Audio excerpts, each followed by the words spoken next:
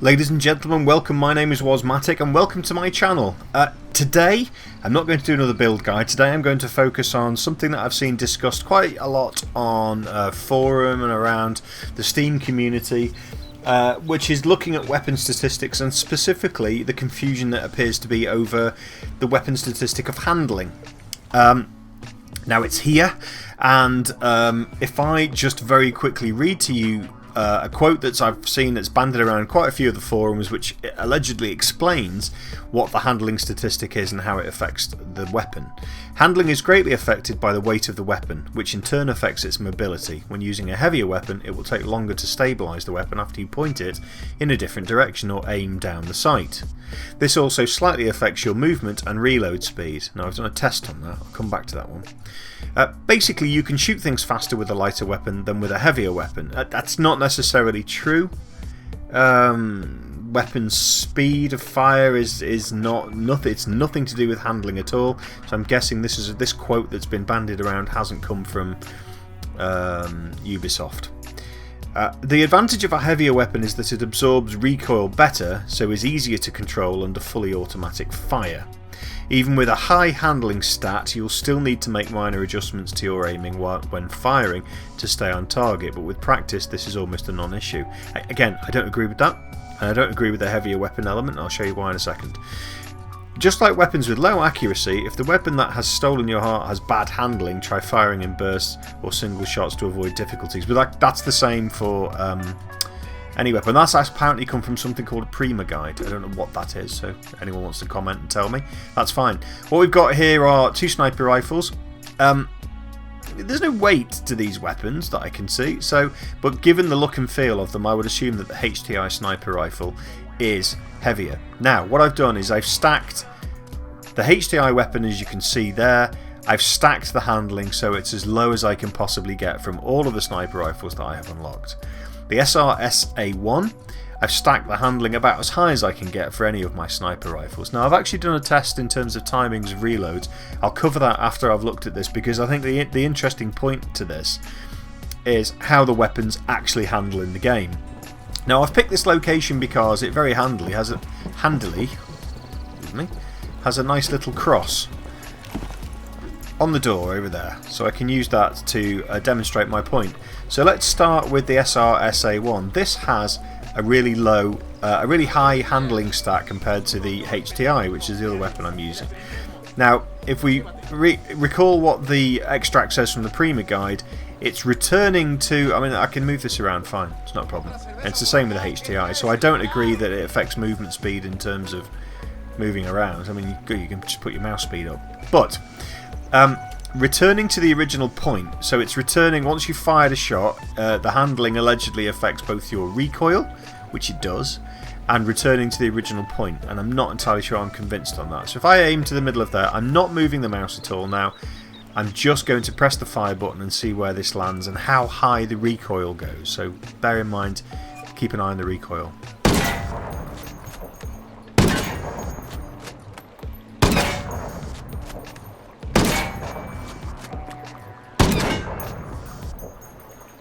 That recoil's going up to about here-ish, but the return on the weapon, it was going exactly back to where the original bullet hole was, and it wasn't moving. Now, we're on the HTI. Now the HTI has been stacked for lower handling, so if I just put the mouse over that bullet hole, in a second, I wouldn't put my money on it. There, and then leave it, you can see already that the handling, low handling, causes drift. When a motherfucker like that fights to the death, he makes sure he brings as many people with him as he fucking can. Keep your knife sharp and your finger on the trigger. Thank you, chaps. So you can see that there's drift already. So if you imagine this HTI, this is a weapon that's designed for firing high damage over a long distance. And then those of you who know, if you're shooting over a long distance, I'm not moving this mouse by the way, this is wobbling on its own.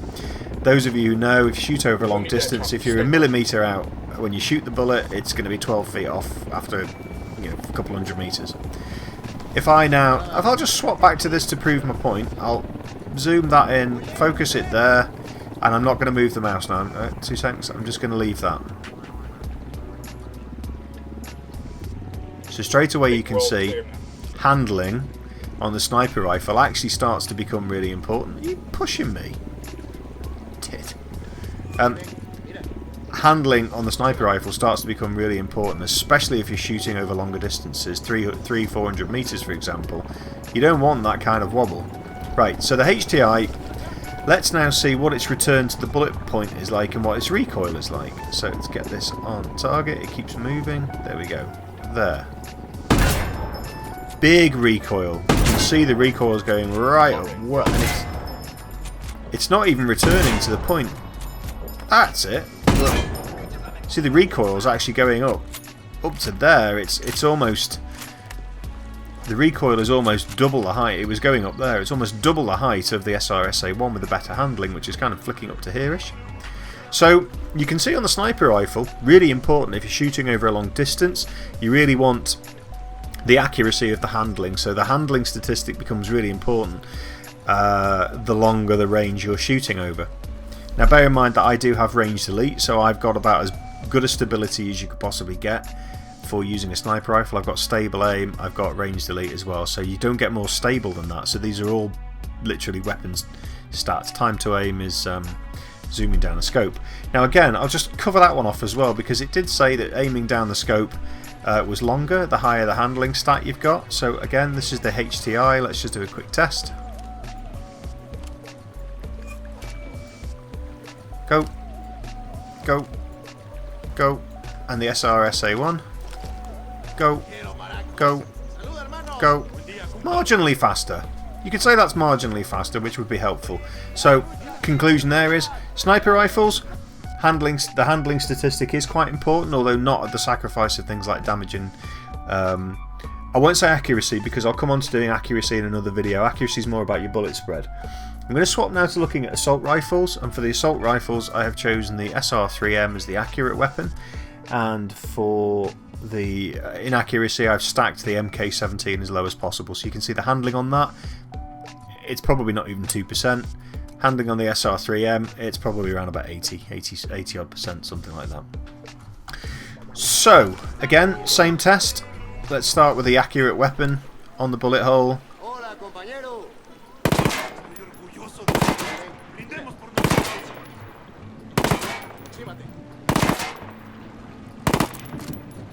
That's not too bad. It's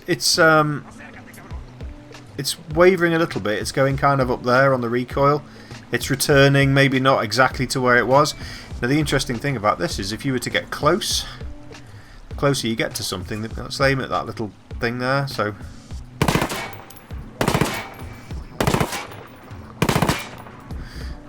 there you go. So now I'm going to switch to the MK17, and again start with a bullet hole there, the middle of the cross.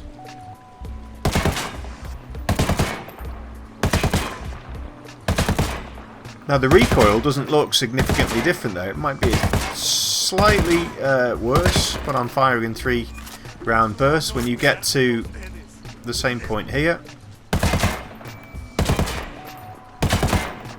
So there we go. So hopefully you guys are now starting to see handling is something that becomes important as you get ranged. So the longer range you're firing over, the more problematic it will become if you don't have a higher handling stat. But we'll keep going. I've also got some LMGs, so the Stoner I have used for the accurate LMG. This is about as good as I could get for handling on the Stoner. And for the low handling stat, I have the MG121. Where are you? There you go. Okay, same test, same positions. This is the Stoner, which is about my test. I pegged that about 47% accuracy. So again, the same test, middle of the cross.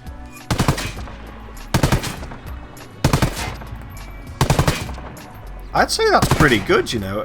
In short bursts, there's some recoil, but it's, you know, the bullet spread's not significant. And bullet spread's more about accuracy, but the recoil, sorry, is not significant.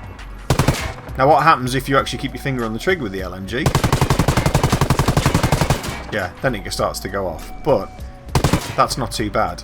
And then you try with the, what's this, the MG121. Same test.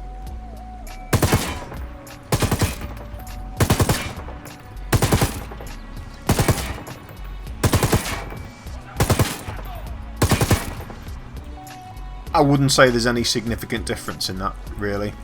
There's a lot of recoil, obviously, so the greater distance you have, especially with these automatic weapons now, so the assault rifles and the LMGs, you can see that handling becomes more important, otherwise you're going to miss a lot. Close quarters.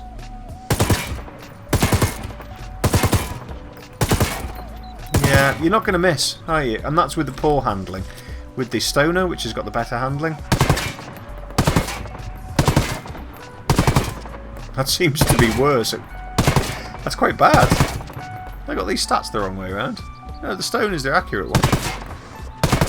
The point is, as you can see, hopefully you can see now, the automatic weapons and the long range weapons are those that will benefit from having more of a focus on the handling statistic.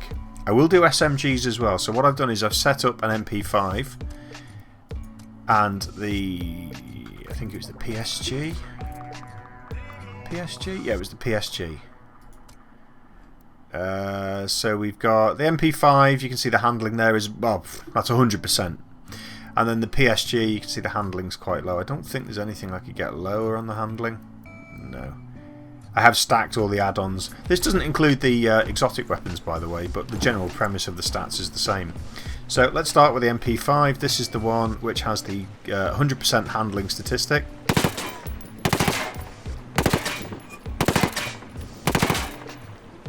I'm having to move that back, actually. Let me try that again.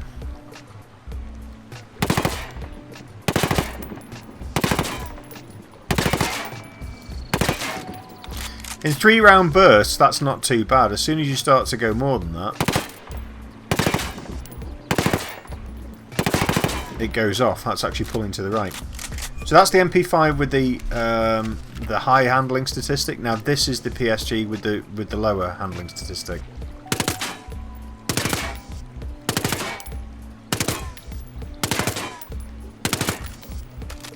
I would suggest that's probably pulling a little bit more than you'd want.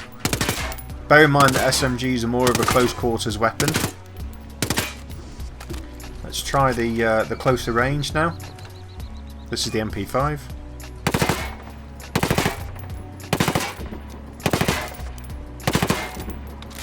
Well, you wouldn't miss if that was someone's head, would you? And again with the PSG at close quarters.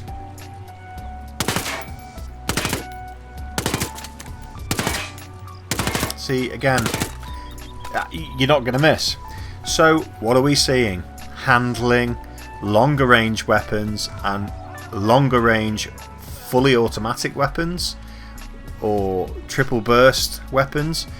Those are the weapons when it becomes more important. So you're actually looking at handling now. My conclusion is that handling becomes a statistic which is more important for sniper rifles, LMGs and assault rifles in descending order, and then for SMGs particularly afterwards it's not so much an issue, because if you're using these weapons properly, your sniper rifles will be the longest range, your LMGs will be the next longest range, and then your assault rifles will be the next longest range. So you're just moving closer to your target, and the closer you get to your target the less important handling becomes. Equally, if you're using a single shot weapon like a sniper rifle, handling is not as important as if you're using an automatic weapon. So where should you be focusing some attention on handling? My conclusion is assault rifles and LMGs.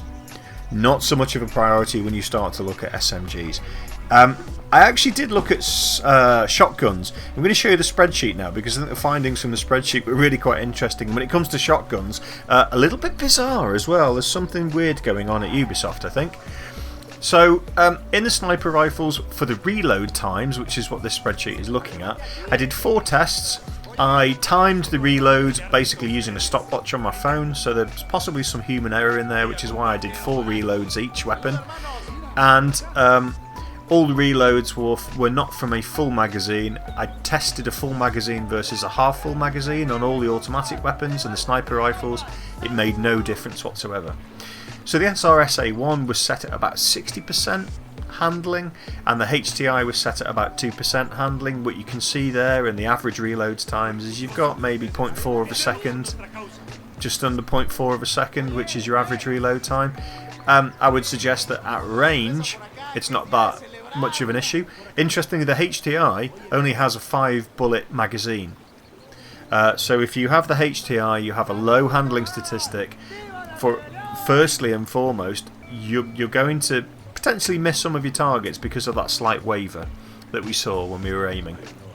But in terms of reload times for a sniper rifle, I wouldn't worry too much in terms of handling as a means for addressing reload time. It's fractional.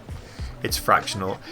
You're far enough away from your target that you're not going to be in a panic, oh shit moment, I need more bullets. Then you look at assault rifles. So interestingly, you've got about just over a second between the highest at 85% and the lowest at 2%. That starts to become more important. Your enemies will be a little bit closer to you. You might be in a panic mode and fighting for your life. So if you don't have a large magazine on your weapon and you're having to reload a lot, all of a sudden 1.1 second becomes quite a worrying time. Again, further for the LMGs, you're looking at that's about 1.1 seconds again between that's a 37% difference between the Stoner and the MG. So if you imagine that you have a really high stat and a really low stat between us, so if you could get an LMG up to about 80 or 90% and then you had another one at about 2%, you would probably see that get upwards to about 2 seconds. On the MG121, it has a great big magazine, but do you really want to wait 5.6 seconds to reload? You're talking about swapping weapons when you're in the no shit moment. SMGs, again, there's very little in it. You're 1.7 to 2.3 seconds there between 100% and 30%, so it's a minimal difference. But here's the interesting point. I tested the Super Shorty shotgun, which is the little tiny stubby thing. I'm going to shoot him. We shoot rebels now? Shut up. What the fuck you doing? Kill another civilian, you'll fail your mission. I'm not on a mission. Hopefully they'll shut up. So, reload times on the shotguns are really interesting. The Super Shorty, you can reload for a single barrel or a double barrel, and there's a difference in the time, which you'd expect. So if you're reloading one barrel, you're looking at 0.8 seconds on average. If you're reloading both barrels, you're looking at 1.5 seconds. Fair enough, it's more or less double reloading a single barrel. The Wilderness, I haven't got a clue what's going on here. So I did this test twice. I did 8 reloads just to double check that I wasn't building any error in for myself here.